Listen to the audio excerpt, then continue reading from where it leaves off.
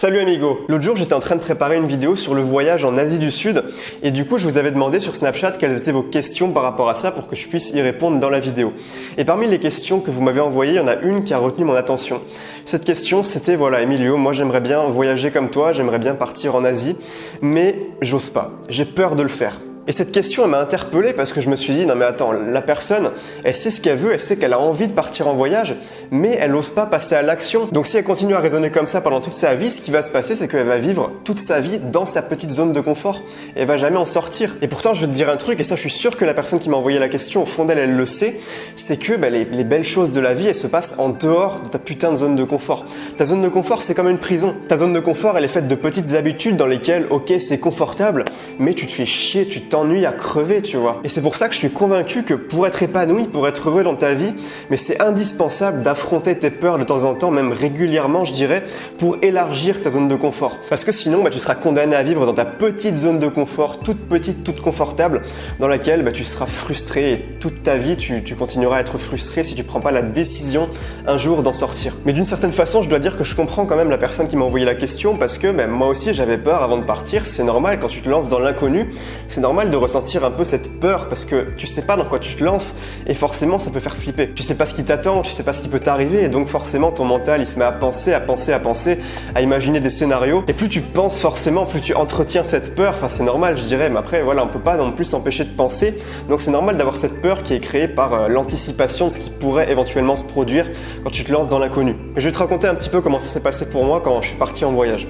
C'était la première fois, vraiment la première fois de ma vie que je partais en voyage tout seul avec mes propres moyens comme ça, à l'autre bout du monde, sur un continent que je connaissais absolument pas. J'avais déjà eu l'occasion de voyager avant, mais ça avait toujours été avec mes parents, ça avait toujours été, voilà, j'avais la sécurité de mes parents qui étaient avec moi, qui me payaient le voyage, tout ça. Et là, c'était vraiment la première fois qu'il fallait que je me démerde tout seul, qu'il fallait que je gagne de l'argent par moi-même, qu'il fallait que j'apprenne à vivre sur place, que j'apprenne à gérer les petites galères quotidiennes. Enfin voilà, tout ça, je savais pas faire. Et donc forcément, au début, ça me faisait flipper. Forcément, avant de partir, j'avais un peu cette boule au ventre, cette espèce d'incertitude, tu sais. Et pourtant, je suis quand même parti.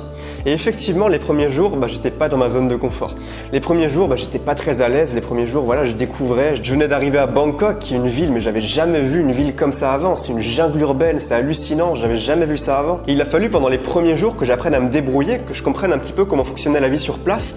Et effectivement, pendant ces premiers jours, j'étais pas très confortable. Mais au bout d'une semaine maintenant, ce qui est passé très très vite, je commençais déjà à avoir mes repères. Au bout de 2 semaines, ça y est, j'étais déjà complètement habitué.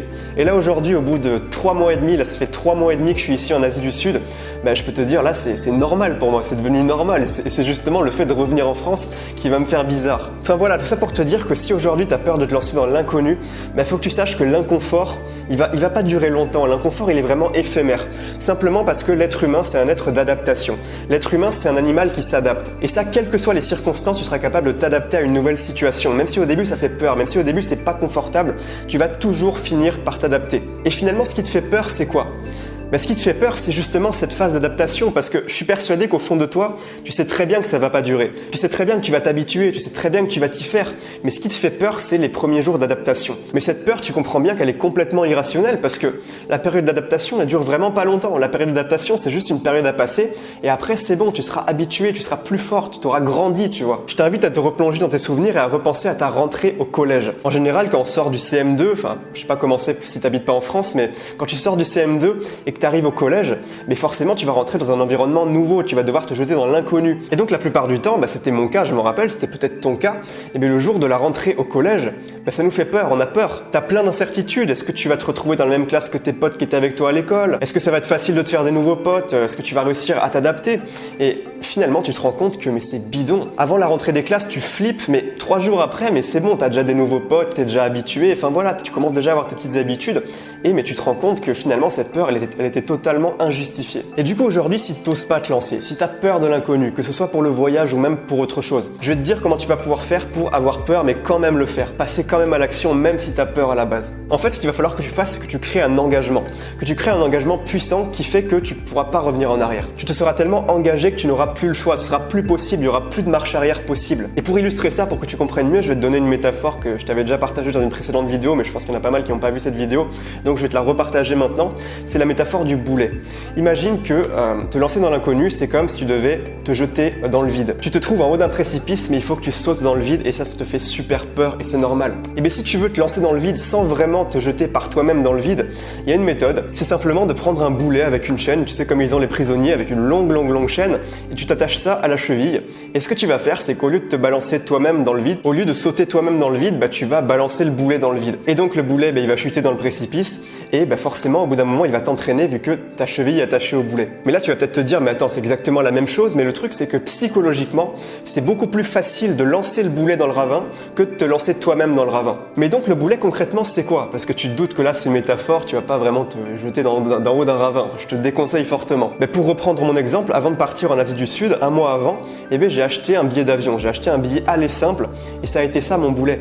Une fois que j'avais acheté le billet d'avion, il n'y avait plus de retour en arrière parce que je pouvais pas annuler le paiement, je pouvais pas me faire rembourser. J'avais payé ça 350 balles et donc je pouvais plus me défiler au dernier moment, c'était plus possible parce qu'il y avait un engagement assez puissant. Cet engagement, c'était un engagement financier de 350 balles, j'avais mis 350 balles dans le billet d'avion, donc il fallait maintenant que je rentabilise cet investissement en partant en voyage. Mais après, si toi tu as peur de te lancer dans l'inconnu mais que c'est pas pour partir en voyage, tu peux trouver un engagement pour toi. Il peut y avoir 3 types d'engagement, je dirais, 3 types d'engagement que tu peux cumuler les uns avec les autres. Le premier, c'est l'engagement financier. Donc comme dans mon cas, c'est j'ai payé le billet d'avion et donc il fallait que je rentabilise cet investissement. Le deuxième, c'est l'investissement en effort.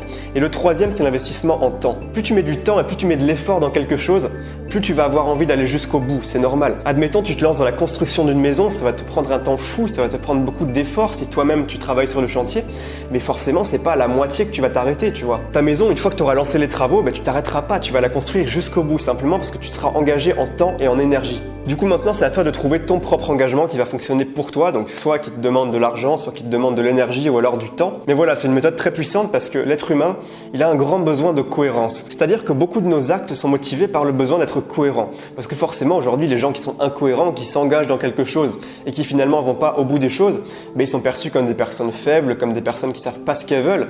Et donc, on a tous envie d'être cohérents dans nos actes. Et c'est pour ça que si tu t'engages de manière suffisamment forte, quel que soit le degré de peur de l'inconnu que tu vas aller au-delà de ça. Tu vas réussir à dépasser ta peur, à sortir de ta zone de confort et de commencer à vivre la vie que tu as envie de vivre. Donc voilà pour cette vidéo, j'espère que tu l'as aimé, j'espère que tu l'as apprécié. Si c'est le cas, tu peux me le dire en mettant un petit pouce bleu tout simplement en bas de la vidéo. Donc là, tu peux cliquer.